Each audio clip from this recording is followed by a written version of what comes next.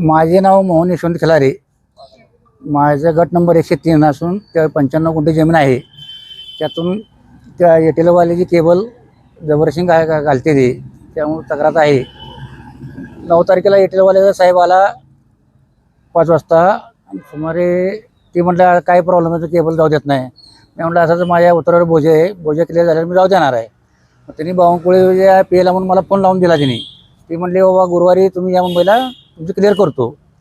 तोपर्यंत सकाळवारी जीप पाठवून पोलीस स्टेशनची बिशी हवालदाराने मला उचलून आणले पोलीस स्टेशनला.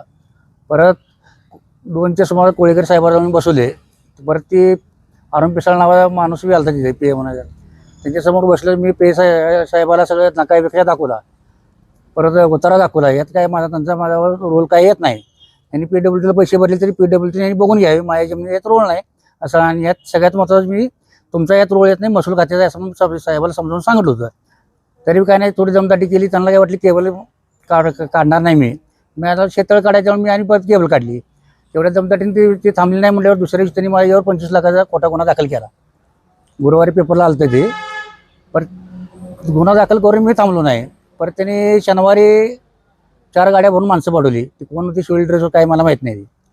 मग त्यांनी त्या कंपनीवाल्यांनी मला औषध पाजले, परत बायकोला मारले. येसपूर फरफडत बायकोला नेले.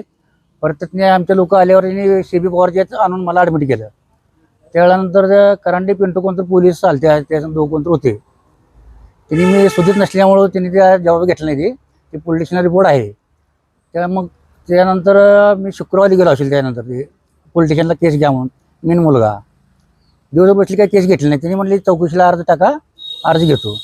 मी एक अर्ज लिहिला ते तसा नको, दुसरा अर्ज लिहिला तसा नको, तिसरा अर्ज लिहिला तसा नको. मग मला थोडं राग आला. मी म्हटलं काय तुम्हाला कोरा कागद देऊ घेणार आहे काय. असं झाल्यावर मी परत गेलो. परत मी उपोषणचा अर्ज दाखल केला. उपोषण 6 तारखेला. Press the bell icon on the video and never miss another update.